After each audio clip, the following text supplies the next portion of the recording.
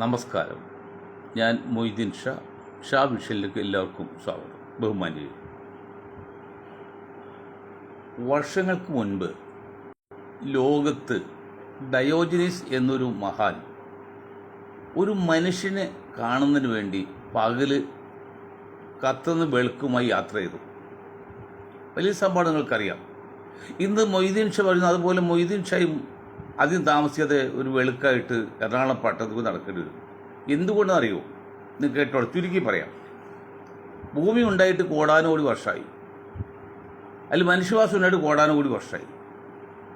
രണ്ടാം ലോകമഹായുദ്ധം തുടങ്ങുന്നത് 1939-45 45 ശേഷമുള്ള 80 വർഷവും അതിന് മുൻപുള്ള കോടാനുകോടി വർഷങ്ങളിൽ ഈ പുരോഗതി എടുത്താൽ ഈ 80 വർഷത്തെ പുരോഗതിയാണ് ഏറ്റവും കൂടുതൽ എന്നാണ് ആധുനിക ശാസ്ത്രം പറയുന്നത്. അപ്പോൾ അതിലൊരു മാറ്റങ്ങൾ വിധേയമാണ് ലോകം. ഞാൻ പറയാൻ കാരണം, ഇന്ന് ലോകത്ത് ഏറ്റവും കൂടുതൽ എയർ പൊല്യൂഷനുള്ള സ്ഥലം നമ്മുടെ ഡൽഹിയാണ്. നമ്മുടെ തലസ്ഥാനമാണ് ഏറ്റവും കൂടുതൽ ലോകത്ത് എയർ പൊല്യൂഷൻ. അത് കുറ്റാടിയായിട്ട് ഞാൻ കുറ്റം വേണ്ടി പറഞ്ഞല്ല. അതിന് പകരമായിട്ട് ഏതൊരു 100 വർഷം മുമ്പ് കൽക്കട്ടയിൽ നിന്നും തലസ്ഥാനം വീണ്ടും ഡൽഹിയിലേക്ക് മാറ്റിയപ്പോൾ അന്നത്തെ നേതാക്കൾ യാത്ര ചെയ്ത് ചമ്പൽ താഴ്വര വഴിയാണ്. നമ്മൾ പഠിക്കുമ്പോൾ ചമ്പൽ കാടുകൾ എന്നൊക്കെ പറയും. കാടൊന്നുമില്ല, ഒരു 3 പൊക്കമുള്ള മൺതിട്ട മാത്രമേ ഉള്ളൂ. ഇന്നും ലക്ഷക്കണക്കിന് ഏക്കർ ഭൂമി കിടക്കാണ് വെറുതെ, മനുഷ്യ പാദസ്പർശം ഏൽക്കാതെ. അവിടെയാണ് ആ തലസ്ഥാനം നിർമ്മിച്ചെങ്കിൽ ഈ 100 വർഷം കൊണ്ട് ന്യൂയോർക്കിനേക്കാൾ വലിയ പട്ടണമാകുമായിരുന്നു. ചെയ്തില്ലെന്ന് മാത്രമല്ല, മനുഷ്യന് ജീവിക്കാൻ പറ്റാതെ ഡൽഹി ആക്കി. ഞങ്ങൾ ജനതാദളിൻ്റെ പ്രസിഡന്റിൽ മാസം ഒരിക്കലും ഡൽഹിക്ക് പോകണം. ഇപ്പം രാവിലെ പോയിട്ട് വൈകിട്ട് പോരാണ്. ഇത് പറയാൻ കാരണം, ഇതുപോലെ ഒരു അവസ്ഥ നമ്മുടെ തിരുവനന്തപുരം പട്ടണത്തിൽ ഉണ്ടാകരുത് എന്ന് വിചാരിച്ചാണ് തലസ്ഥാനം മധ്യകൾക്ക് വേണമെന്ന് പറഞ്ഞ് ഒരു ശ്രമം നടത്തിയത്.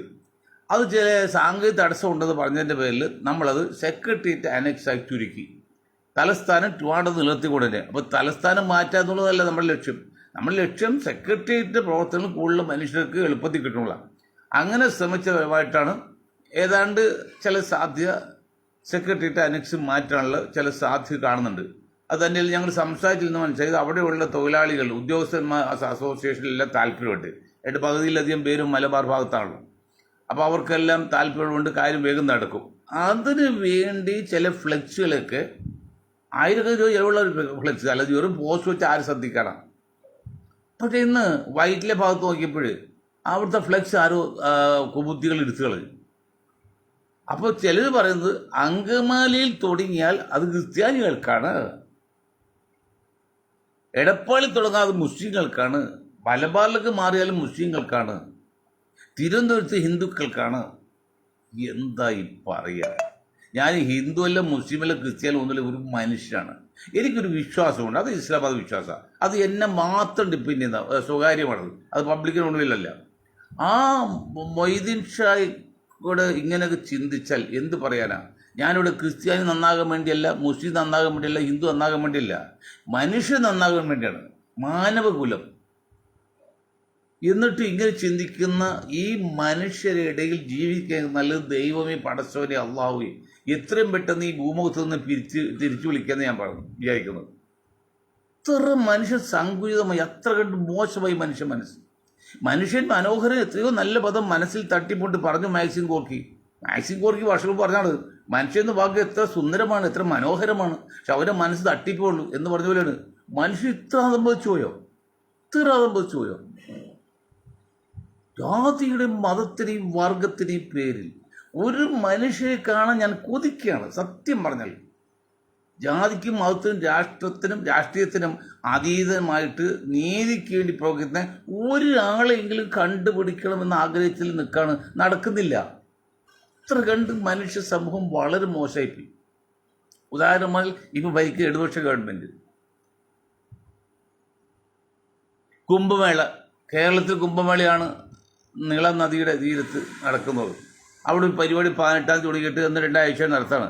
അത് സന്നാഹം കൂട്ടിയപ്പോൾ ഗവൺമെൻറ് അറിയിച്ചില്ല എന്നുകൊണ്ട് ഗവൺമെൻറ് ഉദ്യോഗസ്ഥന്മാർ ചെന്ന് അതിനെ തടഞ്ഞിരിക്കുകയാണ്. ഇപ്പം എന്തറിയോ, തൃശ്ശൂർ പൂരം കലക്കി ആ സീറ്റ് BJPക്ക് കൊടുത്ത പോലെ ഇനി അത് ആരും അറിയാതെ ആ സംഗതി നടന്നു പോയനെ. ഇത് അമിതമായി തടഞ്ഞപ്പോൾ അതിന് പ്രാധാന്യം ലോഡർ ഓർഡറായില്ലേ. അത് പ്രാധാന്യം വന്ന് ഹിന്ദു വർഗീയതയ്ക്ക് വേണം. അതും ഭരിക്കുന്ന ഗവൺമെൻറ് കൊടുക്കുന്നു എന്ന് പറഞ്ഞാൽ എന്താണ്? ഇന്നിപ്പോൾ BJP കോഴിക്കോട് തെരഞ്ഞെടുപ്പിൽ നടന്നപ്പോൾ ഒരു കൗൺസിലിലെ ഒരു സ്റ്റാൻഡിംഗ് കൗൺസിലിലെ മെമ്പർ BJPക്ക് കിട്ടി. കാരണം LDF വോട്ട് ചെയ്തില്ല. എന്താണ് LDF ഉദ്ദേശിക്കുന്നത്? എന്താണ് കമ്മ്യൂണിസ്റ്റ് പാർട്ടി ഉദ്ദേശിക്കുന്നത്? എന്താണ് നിങ്ങളുടെ ലക്ഷ്യം? ഇത്ര മോശമായൊരു അവസ്ഥ കമ്മ്യൂണിസ്റ്റ് പാർട്ടി എത്തിയിട്ടുണ്ടോ? കമ്മ്യൂണിസ്റ്റ് നേതാക്കൾ പിണറായി സഖാവ് ഉൾപ്പെടെ മനുഷ്യന് ജീവിക്കാൻ പറ്റാത്തൊരവസ്ഥ വരുന്ന കാര്യം. കറണ്ട് ചാർജും വെള്ള ചാർജ് എന്നോട് ഏത് നികുതിയാണ് ഈ ഗവൺമെൻറ് കൂട്ടാത്തത്? തമിഴ്നാട്ടിലേക്കാൾ 4-5 ഇരട്ടിയാണ് ഇവിടെ കറണ്ട് ചാർജ്. അവരും കറണ്ട് ഉൽപ്പാദിപ്പിക്കുന്ന ചിലവില്ലവർക്ക്. അതായത് 5 ഇരട്ടി ചാർജാണ് കേരളത്തിൽ.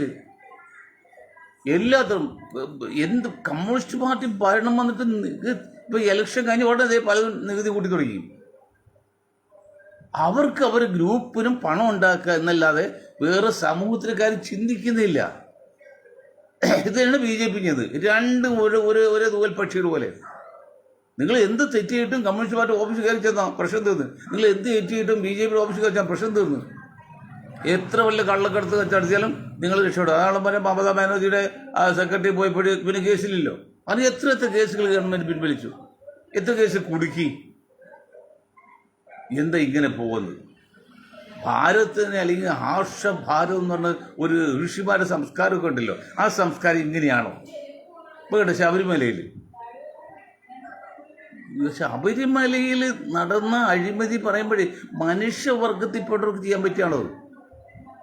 നമ്മൾ വിശ്വസിക്കുന്ന ദൈവത്തിന് വേണ്ടിയുള്ള നിവേദ്യം അത് കെട്ടെടുക്കുക, അത് ഡ്യൂപ്ലിക്കേറ്റ് ചെയ്യുക എന്നൊക്കെ പറഞ്ഞാൽ തെറ്റ് ആരുടെ ആകട്ടെ, അത് ഒരു മനുഷ്യരാണ് ചെയ്തത്.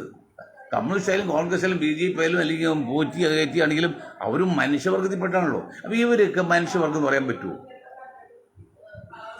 അത്ര മോശമായ അവസ്ഥയിലേക്ക് പോകണം, അത്ര മോശമായ അവസ്ഥയിൽ. നിങ്ങൾക്കാരും സൗദി അറേബ്യ പോലത്തിപ്പെട്ട കാര്യമൊന്നുമില്ല. അവിടെ രാജകുമാരൻ ഒരുത്തനെ അറിയാതെ വെടിവെച്ചു, മരിച്ചുപോയി. അവർ വധശിക്ഷ വിധിച്ചു. ഇപ്പോൾ ഒരു രാഷ്ട്രീയോടെ ഇടവില്ല, ഒരു നേതാക്കൾ ഇടപെടില്ല. ആ കൊല്ലപ്പെട്ട ആളുടെ കുടുംബത്തിൽ വേണമെങ്കിൽ പണം സ്വീകരിക്കാതെ വിട്ടുകയും ചെയ്യാം. അങ്ങനെ ചെയ്താൽ ഒഴിവാകും. വേറെ അല്ലാതെ ഒരാളും ഇടവില്ല. ഇത് അങ്ങനെ ഇടപെട്ടില്ല, പയ്യനെ വെട്ടിക്കൊന്ന് 18 വയസ്സ് രാജകുമാരൻ്റെ. ഇവിടെയോ എന്തെല്ലാം തെറ്റിയുന്ന ആൾക്കാർ എല്ലാം ശിക്ഷയുണ്ടോ? കണ്ടിട്ട് ജനിച്ചു പോയില്ലോ എന്നുള്ള ചിന്തയാണ്. ഈ ലോകത്ത് ജനിച്ചതിന് സങ്കടം തോന്നാണ് ഇപ്പോൾ. അത്ര മോശമാണ്. ഇന്ത്യ മാത്രമല്ല പറയുന്നത്, ഇന്ത്യക്ക് വെളിയിലും അതെ. ഇപ്പോൾ അമേരിക്ക കാണിക്കുന്നതാണ് എത്ര ആൾക്കാരെ കൊല്ലാൻ ശ്രമിക്കുന്നത്, യുദ്ധം തുടക്കുന്നത് ചെയ്യുന്നത്. 90 വയസ്സ് കഴിഞ്ഞ 3-4 വയസ്സന്മാരുണ്ട്. റഷ്യൻ വയസ്സൻ, അമേരിക്കൻ വയസ്സൻ, ഇന്ത്യൻ വയസ്സൻ, ചൈന വയസ്സൻ. ഈ 4 പേരും അവർ ആധിപത്യം 4-5 വർഷത്തിനുള്ള അതിന് വേണ്ടിയാണ് ഈ കോടിക്കണക്ക് രൂപ മുടക്കി ആയുധം ഉണ്ടാക്കിയിട്ട് പരസ്പരം കൊല്ലാൻ ശ്രമിക്കുന്നു. അതുപോലെ 60 വയസ്സിൽ മുകളിലോർക്കൊന്നും ഒരു സ്ഥാനം കൊടുക്കരുത്. 40 വയസ്സിൽ താഴെ കൊടുക്കാൻ പറ്റില്ല.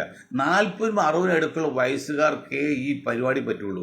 അല്ലാത്ത 60 വയസ്സ് കഴിഞ്ഞാൽ 40 താഴെയുള്ളവരും വേറെ കൂടും. ഭരണത്തിലേക്ക് കേൾക്കരുത്.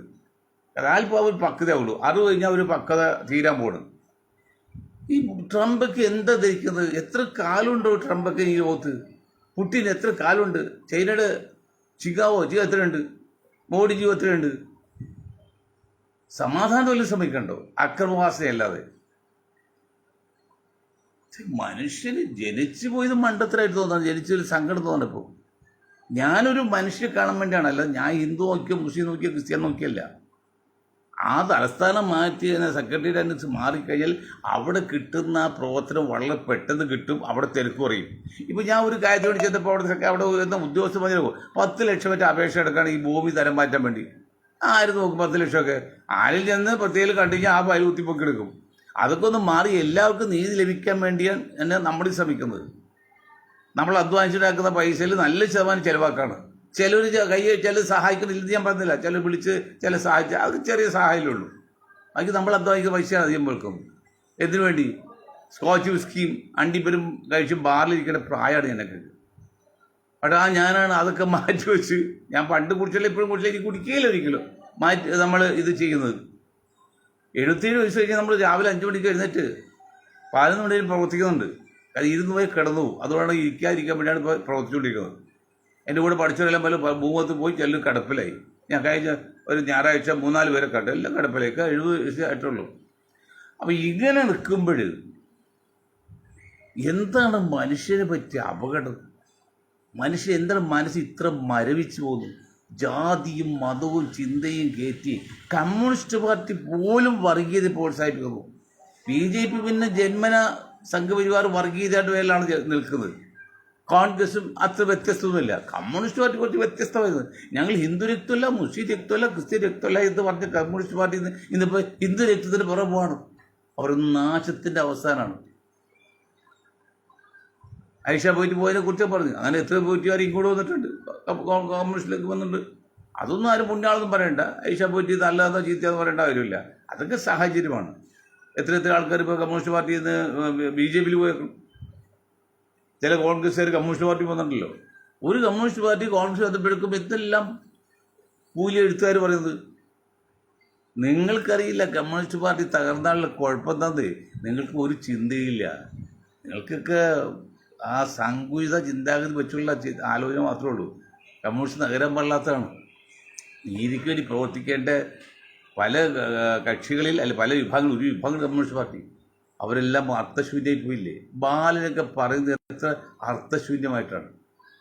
ജമാഅത്ത് ഇസ്ലാമി ഇന്ത്യ കേരള ജനസംഖ്യയിൽ 2% പോലും ഇല്ലാത്തൊരു വിഭാഗമാണ് നാളെ രാജ്യം ഭരിക്കാൻ പോകുന്നത്. ആഭ്യന്തരം കൈകാര്യം ചെയ്യുമ്പോൾ ബാലൻസ് ആകാവേ. നിങ്ങളുടെ മനസ്സ് എത്ര കണ്ട് പുണ്ണ് പിടിച്ച്, എത്ര കണ്ട് വർഗീയതയും. ഇതുകൊണ്ട് നിങ്ങൾ രക്ഷപ്പെടുന്നുണ്ടോ? ഈ കളി കൊണ്ട് നിങ്ങൾ രക്ഷപ്പെടുന്നുണ്ടോ? രക്ഷപ്പെടില്ല. രക്ഷപ്പെടി BJP കരിഞ്ഞരിഞ്ഞ് മറ്റേ സ്റ്റേറ്റ് ചെയ്ത പോലെയൊക്കെ ചില ഇതൊക്കെ ചെയ്യുകയാണെങ്കിൽ രക്ഷപ്പെടും, അല്ലെങ്കിൽ രക്ഷപ്പെടില്ല.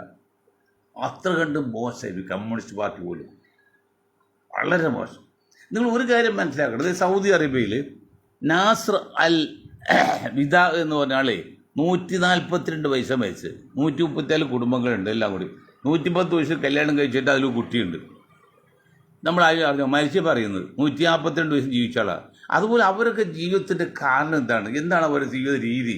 അതൊക്കെ മറ്റുള്ളവർക്ക് പഠന വിധേയമാക്കണ്ടേ? അതൊന്നുമില്ല. മരിച്ച ന്യൂസ് വന്നു, അതിൽ നമ്മളൊന്നും അറിഞ്ഞില്ല മരിച്ച പറയുന്നത്. അതല്ല വേണ്ടത്. വേറൊരു കാര്യം, നവാബ് രാജേന്ദ്രൻ അദ്ദേഹത്തെ 76ാം ജന്മദിനമാണ്. മരിച്ചിട്ട് 23 വർഷമായി. പല വൺ മാൻ ഷോ നിന്നുകൊണ്ട് ഒറ്റയാൾ പട്ടാളമായിട്ട് ഒരുപിടി അനീതികൾക്കെതിരെ പൊരിച്ച ആളാണ്. കർണാടക വെള്ളം കുടിപ്പിച്ച ആളാണ്. അവസാനം മരിച്ച് മൃതദേഹം പോസ്റ്റ്മോർട്ടം ചെയ്യാൻ വഹിച്ച് അവർക്ക് ചീഞ്ഞളഞ്ഞിട്ടാണ് അവിടെ ഒരു സ്മാരകം ഉണ്ടാക്കാൻ ശ്രമിച്ചപ്പോഴൊക്കെ ശവം കാണാനല്ല, അലിഞ്ഞുപോയി. ചെയ്താലതൊക്കെ നമുക്കറിയാം. നമ്മൾ ഇവർ പറയുന്നത് എല്ലാം മരിച്ചു പോയില്ലേ. ഇങ്ങനെയൊക്കെയാണ് പോകുന്നത്. ജനങ്ങൾ നിങ്ങളൊരു കാര്യം മനസ്സിലാക്കണം. മനുഷ്യന് ഒരു ജീവിതമുള്ള ഈ ലോകത്ത്, 2 ജീവിതം ഇല്ല. സ്വർഗം നരകമൊക്കെ പിന്നീടുള്ള കാര്യമാണ്. അതിൽ ഇത്രയെല്ലാം മോശമായി ചിന്തിച്ചാൽ എവിടെ എത്തും നമ്മുടെ നാട്?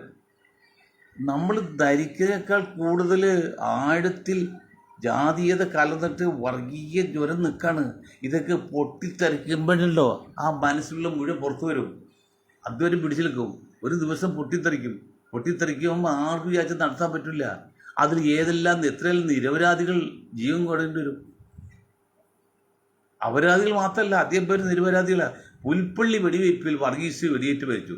വർഗീസ് അവിടെ ഒരു നെക്സൈറ്റ് ഒന്നുമില്ലാന്ന് ആൾക്കൂട്ടം കണ്ടപ്പോഴും എന്താ അറിയാൻ വേണ്ടി ഒന്ന് അടുത്ത് നോക്കിയതാണ്.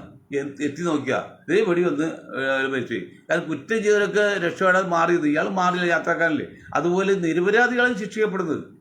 കുറ്റവാളികളെല്ലാം രക്ഷപ്പെട്ടു. ആൾക്കൊല്ലാണ് നോക്കുന്നത്. ഇത്രയും അതമ്പൊരു കാലം ഇന്ത്യയിൽ കേരളത്തിൽ ഉണ്ടായിട്ടില്ലെന്നേ. ഇത്ര എന്തൊക്കെ പരാതി ഉണ്ടെങ്കിലും ഇത്രയും അതമ്പൊച്ച് ഈ 2020 ശേഷം വരുന്ന 2025-26 25-26 അത്ര കണ്ട് ഓരോ സംഘടനയും ഇന്ന സംഘടന പേര് പറയുന്നില്ല, എല്ലാവരും കണക്കാണ്. ഒന്നൊന്നും വ്യത്യസ്തമാണ്. ആരും മോശമല്ല. പിന്നെ കൂടി കുറഞ്ഞിരിക്കും, അവൻ്റെ വലിപ്പം അനുസരിച്ച് കൂടി കുറഞ്ഞിരിക്കുന്നുള്ളൂ. അങ്ങനെ ചെയ്യില്ലേ. ഞാനൊക്കെ ശ്രമിക്കുന്നത് ജാതി മതം നോക്കുന്നില്ല, എല്ലാവർക്കും നീതി ലഭിക്കണം എന്ന് പറയുന്ന കൂട്ടത്തിൽ മുസ്ലിങ്ങൾ കാര്യം പറയുന്നത് ശരിയാണ്. അത് നീതി ലഭിക്കുക മാത്രമാണ്, അല്ലാതെ അവർക്ക് ഊള് കിട്ടാൻ വേണ്ടിയില്ല. അപ്പോൾ അതുകൊണ്ട് ദയവ് ചെയ്ത് മൊയ്തീൻ ഷേപ്പുവിലെ പടുബുദ്ധിനെ കൊണ്ട് ഇനി പട്ട പകല് വെളുക്ക് കത്തിച്ച് MG റോഡ് നടത്തരുത്. അതാണ് ഇരിക്കുന്നത്. തലസ്ഥാന സെക്രട്ടറിയുടെ അനക്സ് മാറിക്കഴിഞ്ഞാൽ അത് വലിയ മാറ്റം വരും. കാരണം 1000 കോടി രൂപയാണ് അതിന് ചെലവ് വരുന്നത്. ഒരു 10,000 ഏക്കർ സ്ഥലം ഇവിടെ കിടപ്പുണ്ട്. 1000 കോടി വിദേശ മലയാളി തരും. സർക്കാർ ഓർഡർ ഇട്ടുകഴിഞ്ഞാൽ 2-3 വർഷം തീർക്കാം. 1000 കോടിയാണ് പ്രാഥമിക ചെലവെങ്കിലും എത്ര ലക്ഷം കോടിയുടെ വർക്കുകൾ ചുറ്റുപാടുണ്ട്, ആ പ്രദേശം ഉണ്ടാവും. ഇതെല്ലാം പണി ഉണ്ടാവല്ലേ, ഇതെല്ലാം ജനങ്ങൾക്ക് ജോലിയായില്ലേ, മാറ്റം വന്നല്ലേ, എത്ര വലിയ മാറ്റം വരുന്നത്. അതൊക്കെയാണ് ഉദ്ദേശിക്കുന്നത്. നമുക്ക് സംഗീത മനോഭാവം ക്രിസ്ത്യാനി നന്നാക്കാനോ മുസ്ലിങ്ങളെ നന്നാക്കാനോ ഹിന്ദുക്കളെ നശിപ്പിക്കാനോ ഒന്നുമല്ല. എവിടെ സ്ഥലത്ത് വയ്ക്കട്ടെ. അല്ലെങ്കിൽ ഇനി കാസർഗോഡ് വയ്ക്കുക, കാസർഗോഡ് വയ്ക്കാറ് കുറച്ച് അങ്ങോട്ട് മാറിയ കർണാടക അതിർത്തി ഹിന്ദുക്കൾ അല്ലെങ്കിൽ കുറച്ച് സംഘപരിവാർക്കൾ അവിടെ വയ്ക്കുക. അതുകൊണ്ട് കാര്യമുണ്ടോ? അപ്പോൾ ഒരു ഇടതുകാലിലെ പന്ത് വലതുകാലം വിരുന്നിലേ ഉള്ളൂ. ഏതാണ്ട് മധ്യഭാഗം എന്നുള്ളത് ചാലക്കുടി ഭാഗമാണ്. അല്ലെങ്കിൽ അങ്ങോട്ട് കഴിഞ്ഞാൽ തൃശ്ശൂർ ഭാരതപ്പുഴ കഴിഞ്ഞാൽ പിന്നെ വരുന്നത് എടപ്പാൾ വരെ വരും. അത് എടപ്പാൾ വരെ ആയാലും ഒരു ചില മധ്യഭാഗമായിട്ട് വരും ഏകദേശം. അത് കഴിഞ്ഞപ്പോൾ ഒരു മദ്യം പോയി. അപ്പം നമ്മൾ നല്ല ഉദ്ദേശമാണ് ചെയ്യുന്നതെന്നും നമ്മുടെ ഉദ്ദേശം നിങ്ങൾ ചോദ്യം ചെയ്യില്ലെന്ന് പറഞ്ഞുകൊണ്ടും ഞാൻ എൻ്റെ വാക്കുകൾ നിർത്താൻ നിങ്ങൾക്ക് ഒരായി നന്ദി. ജയ് ഹിന്ദ്.